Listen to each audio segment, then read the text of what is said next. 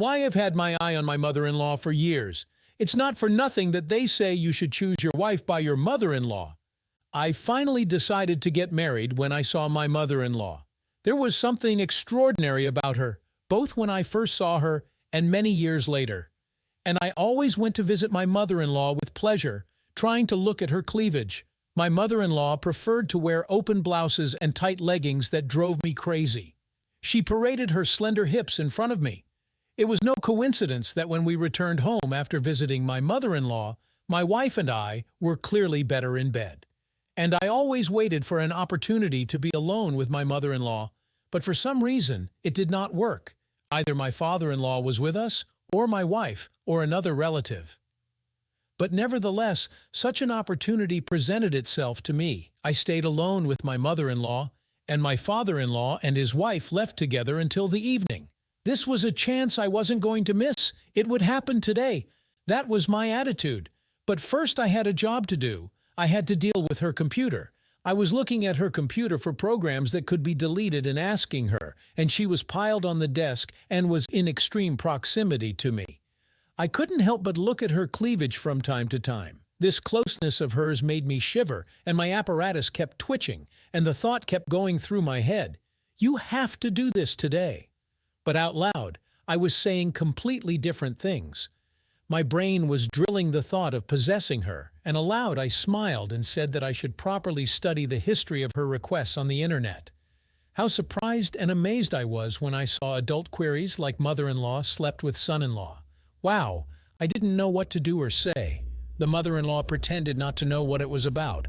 Oh, how interesting. I didn't even realize anyone went to sites like that, despite the fact that it was her computer.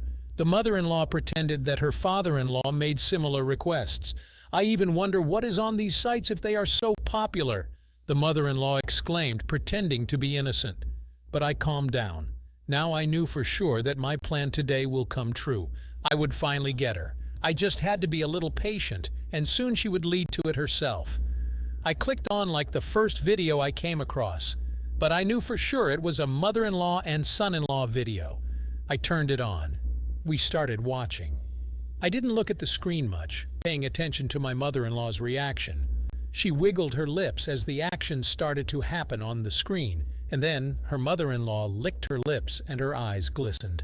The mother-in-law was once again playing innocent, but giggling. I soon finished and got up from the table, not knowing what to do about the visible stain that had protruded on my shorts. I was so horny that even my pants were soaked, but my mother-in-law made no attempt at action. Thinking I'd bummed myself out, I went to the exit and in the hallway hugged her as a sign of goodbye. I've always done that. But today I was so worked up that I flinched when I touched her. My mother-in-law was standing next to me. Surely she sensed my state of mind. Suddenly I made a decision. It was now or never. I pulled her to me again and kissed her. She didn't resist. I ran my fingers over her lips, squeezed her waist with both hands. She responded quite vigorously. I had longed to feel her in my arms. I think it's too early. I'll leave later, I said.